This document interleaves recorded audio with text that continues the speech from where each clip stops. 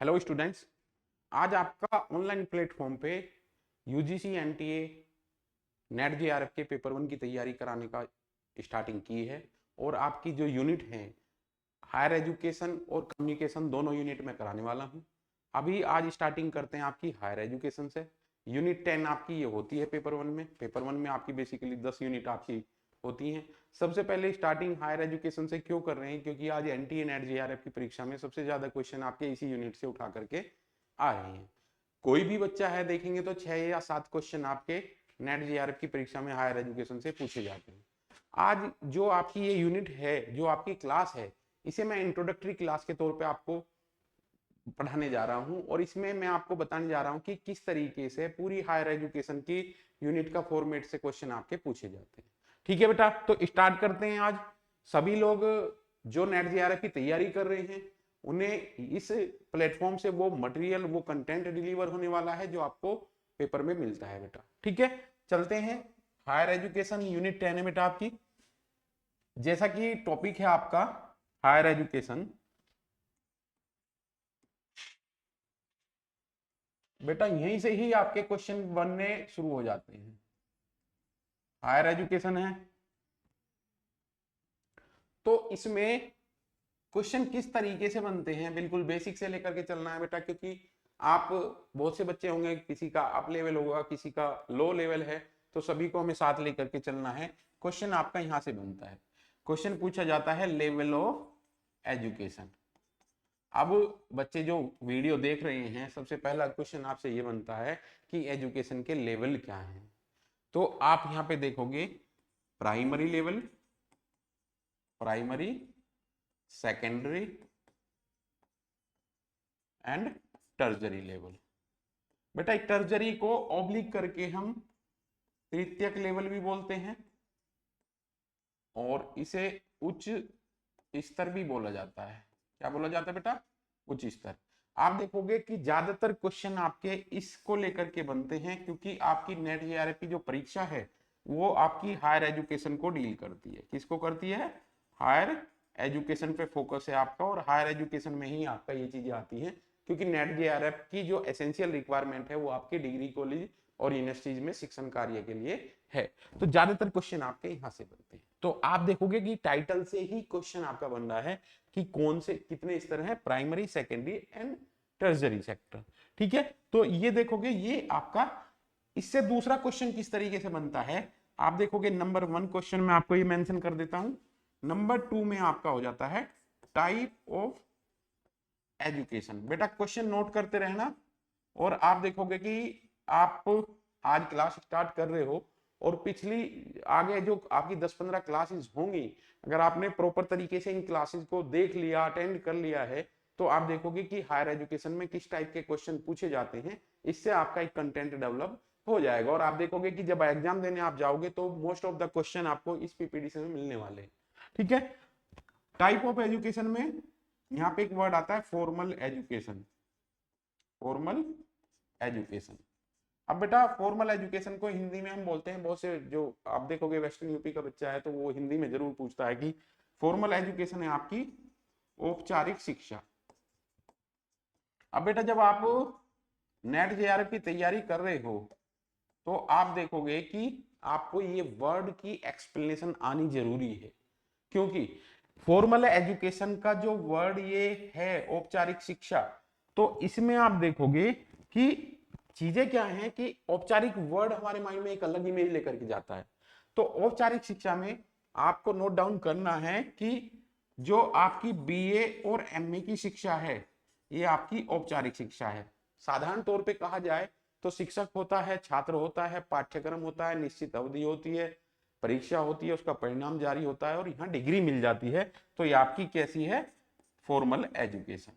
ठीक है बेटा। दूसरा है आपका इनफॉर्मल एजुकेशन। इसको लेकर के काफी क्वेश्चन आपके पेपर यूनिट 1 और हायर एजुकेशन से क्वेश्चन पूछे जाते हैं। अनौपचारिक शिक्षा जिसे कहा है, अनौपचारिक शिक्षा में प्रौढ़ शिक्षा इंक्लूड है। आपसे यहाँ क्वेश्चन किस तरीके से पूछे जाते हैं कि औपचारिक शिक्षा के टूल क्या है, अनौपचारिक शिक्षा के टूल क्या है। औपचारिक शिक्षा के टूल में या इंस्ट्रूमेंट में या साधन में आपका विद्यालय आएगा, और अनौपचारिक शिक्षा के में आपका देखोगे फैमिली और फ्रेंड सर्किल आएगा। क्या आएगा?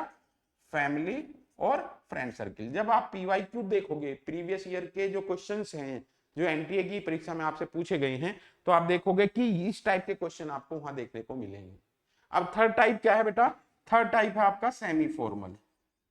यहां से आप देखोगे, इसे मैं नेक्स्ट उस पे लेकर के जा रहा हूं बेटा, सेमी फॉर्मल। ये आप देखोगे कि ये बंच है बेटा, सेमी फॉर्मल एजुकेशन। ये थर्ड टाइप है आपका एजुकेशन का।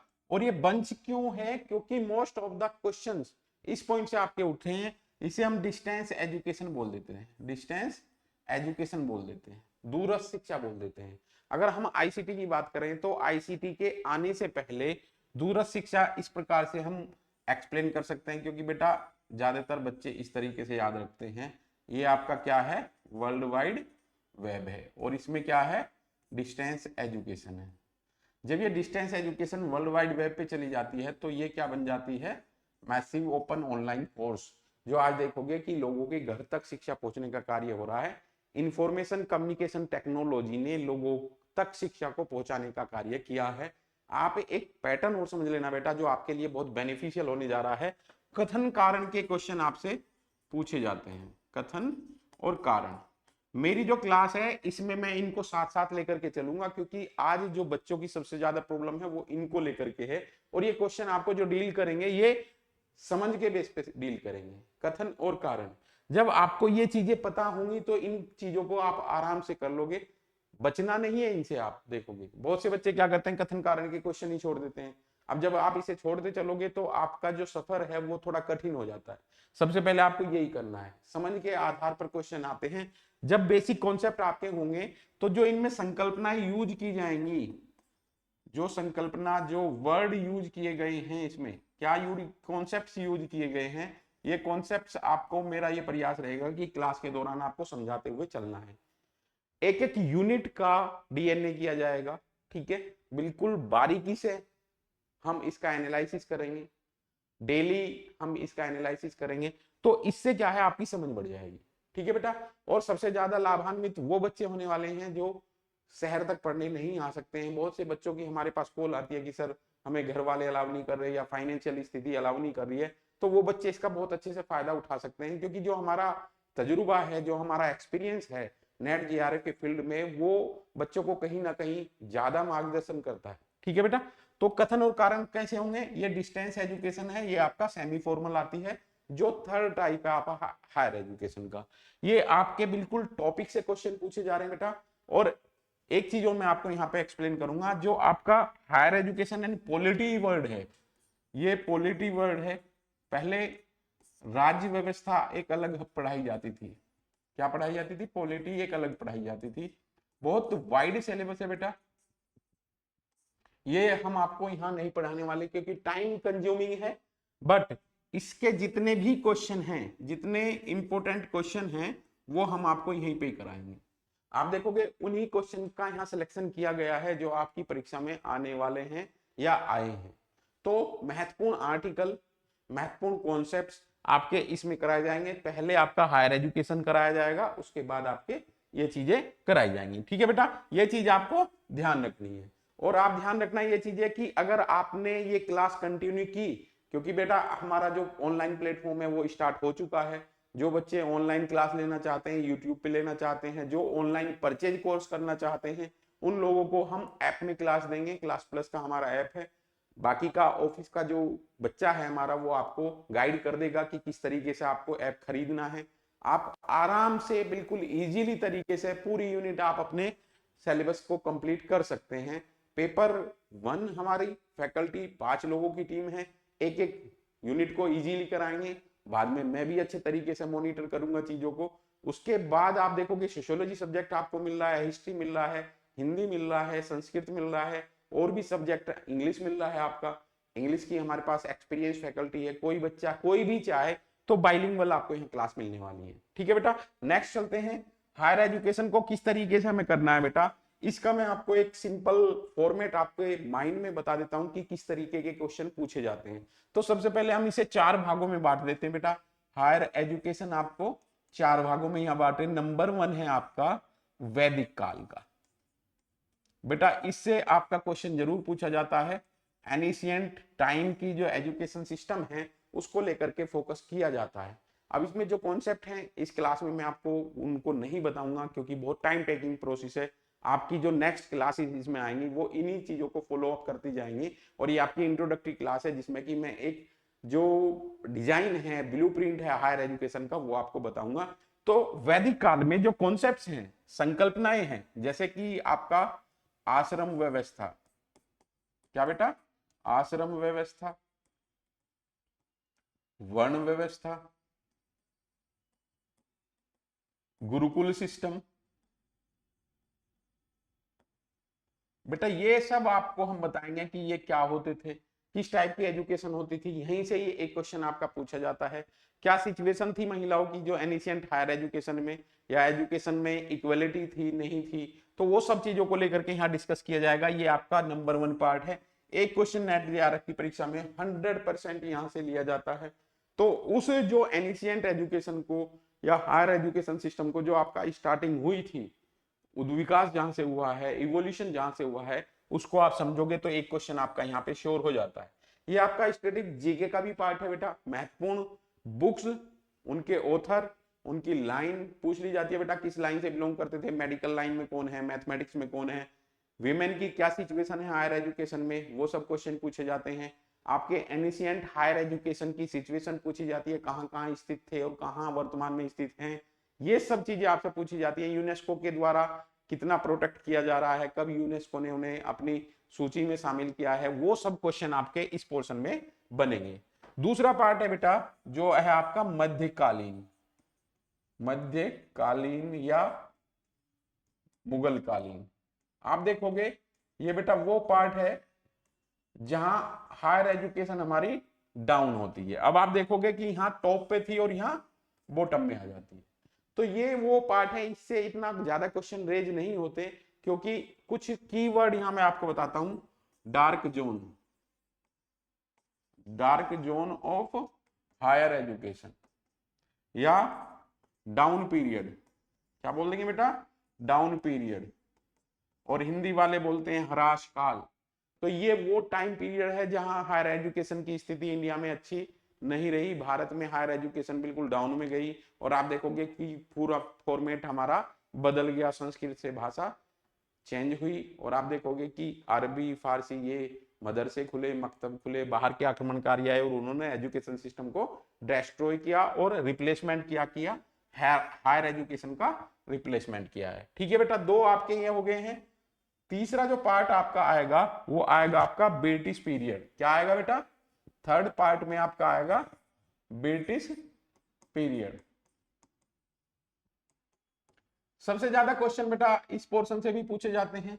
यहाँ जितने कमीशन आपके आएंगे वो मैं आपको ओरली याद कराने वाला हूँ। नेक्स्ट जो वीडियो आएंगी इसका डिटेल आपको कराने वाले हैं। वहां ब्रिटिश काल में हायर एजुकेशन को लेकर के जितने क्वेश्चन बनेंगे वो इस पोर्शन में आपके पूरे हो जाते हैं बेटा। जैसे कि आपका वुड डिस्पैच है, ठीक है बेटा। मॉडर्न इंडियन एजुकेशन का फाउंडेशन रखा गया इसमें बेटा। 1905 का एक अधिनियम है आपका एजुकेशन का, ठीक है। ब्रिटिश सरकार के द्वारा क्या क्या स्टेप्स लिए गए किसको लेकर के, हायर एजुकेशन को लेकर के, वो क्वेश्चन आपके यहाँ कंप्लीट होने वाले हैं।